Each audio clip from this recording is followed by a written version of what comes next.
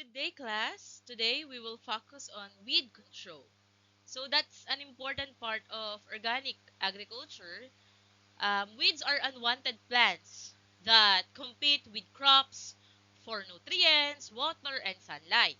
So in organic farming, since we can't use synthetic pesticides, we must manage weeds using natural and sustainable methods. So for our objectives, before we start, let's look let's look at our lesson objectives. So, by the end of this lesson, you should be able to recall key concepts from previous topics like direct planting, irrigation, and weed control, demonstrate your understanding through an assessment, and evaluate why proper weed control is essential in organic farming. So, this will help you apply what you've learned when managing plants in the field. So, identify the methods of irrigation is shown in the picture below. So, let's have a short review. Look at the picture on the slide or on this slide and identify the irrigation method being used. Let's check if you still remember our previous lesson about irrigation method. It's important because water management and weed control go hand in hand. So, ano-ano nga po ba? So, now, let's proceed to weed control in organic crop production. Synthetic pesticides are not allowed in organic farming, making weed management a major challenge. Poor weed control leads to low yields, poor quality, or even crop failure. Weeds are unwanted plants that compete with crops for light, water, and nutrients. Through they, through they can help restore distributed soil in farming, they cause more harm than good. Weeds are tough and reproduce quickly through seeds and spreading stems, allowing them to outnumber crops in unmanaged. So in organic farming, chemicals with killers are not allowed. So 'di ba nga sabi ko sa inyo, because we are pursuing organic agriculture, hindi tayo pwedeng gumamit ng chemicals. So kahit pagpatay sa weeds, using chemical weeds killers are not allowed. So this make weeds management challenging. So yun yung isa sa mga malaking problema ng mga nag-organic farmer kasi nga ang aim natin is to kill that weeds without chemical. So weeds compete with crops for sunlight, water, and nutrients. So although some weeds can help the soil recover, they mostly harm crops yield and quality.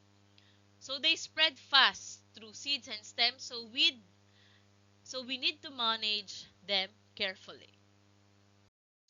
Principles of weed control. To control weeds successfully, understand thoroughly their nature, life, history, the habit of growth, and their methods of natural reproduction. Una, it is important to grasp if a weed is terrestrial or aquatic. It is important to grasp whether weeds are proof against drought or waterlogging or easily suffering from these conditions. It is very important to understand if its method of reproduction is by seed, by underground vegetative parts or both. So to control weeds effectively, we must understand their nature. So kailangan natin malaman kung sila ba ay terrestrial or aquatic. So how they grow and how they reproduce. So we must know if they are aquatic or terrestrial and how they react to drought or flooding. So knowing their life cycle and method of reproduction help us choose the right control technique. For successful control, one needs to consider the subsequent points. Number one, habits of weed plants. Xerophytes weed, thriving under dry and arid condition, will die if fields are flooded with water. Similarly, weeds are thrive under marsh or ill drained condition of soil are often controlled by improving drainage. So first, consider the habits of weeds. So for example, weeds like dry conditions will die when flooded. So halimbawa naman, weeds that grow in wet areas can be controlled by improving drainage. So this shows how understanding the environment of weeds help us choose the best methods to remove them. Number two, life cycle of the weeds. Annual venial may be controlled effectively if the land is cultivated before the seedling stage of weeds. Perennial require deep plowing to dig out rhizomes, bulbs, and vegetative parts by which they propagate. So that next is the life cycle of the weeds. Annual and biennial weeds can be controlled early. So before they form seedlings, perennial weeds, on the other hand, need deep plowing to remove their roots or bulbs. So knowing their growth stages help us plan when to cultivate the land. Number three is susceptibilities. Some weeds are prone to certain chemicals while others aren't. Example, dicots are susceptible to 2 to 4D while monocots don't seem to be heads. So 2 to 4D is employed to manage leaf weeds in monocot crops. So the third factor is susceptibility. So some weed responds to certain chemicals. So while others do not. For instance, 2 to 4D herbicides works or broadleaf weeds like dicot, but not grasses katulad ng monocots. So this help farmers target specific weeds without harming crops. Dormancy period. While controlling dormancy weeds, the amount is to be considered as they need an extended dormancy period. So finally, consider the dormancy period. Some weed seeds remain inactive for a long time before sprouting. So this means we must continue managing the field even after harvesting. So to prevent dormant weeds from growing later. Weed characteristic and control. Number one, resistance to adverse conditions. Some weed seeds have hard seed coat, allowing them to survive for long period without losing viability. They must be controlled before seed formation to prevent future growth. So some weeds some weed seeds can survive in harsh conditions due to their hard seed coats.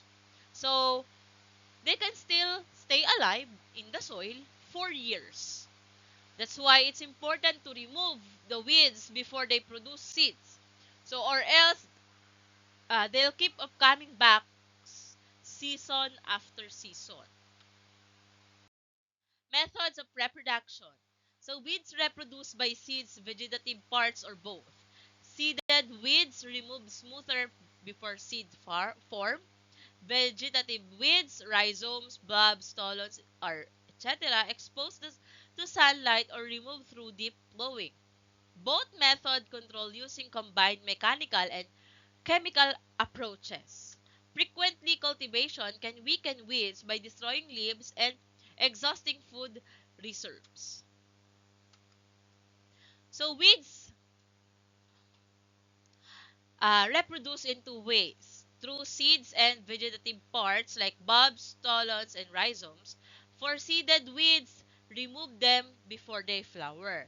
For vegetative weeds naman, expose their roots to sunlight or flow them deeply. So, combining mechanical and chemical methods can be more effective para matanggal natin yung weeds. Dispersal of seeds. Understanding how weed seeds spread by wind, water, animal, or tools help farmers apply the right preventive measures. So proper countermeasures can reduce or restrain weeds growth effectively. So weed seeds spread through wind, water, animal, or even our tool and machine. So dahil doon, kaya dumadami yung weeds.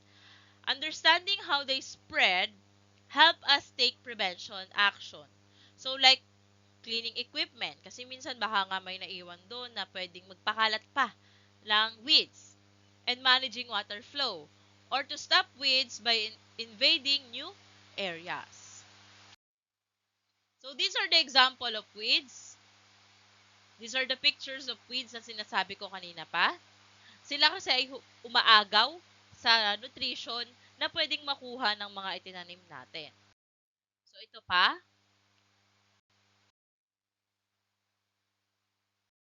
ayan, mga example ng weeds. So methods of controlling weeds. Unang-una, we can control weeds by mechanical methods.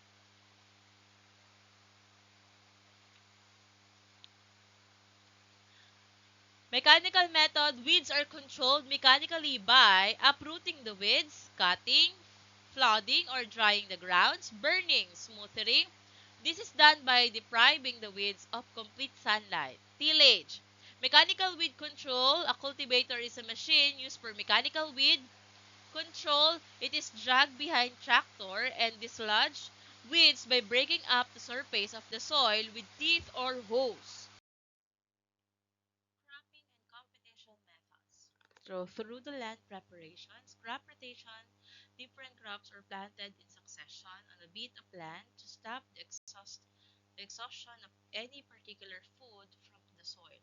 Cover cropping, legumes like centrosema, galopogonium, or marami pang iba are grown in areas planted with permanent crops.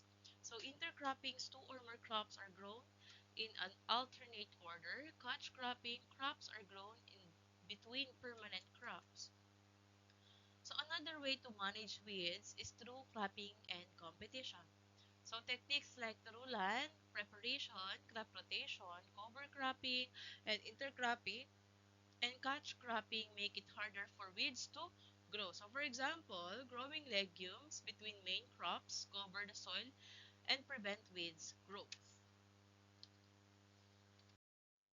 Cropping and competition methods. So one weed control technique involves managing plants so that the weeds have difficult time growing.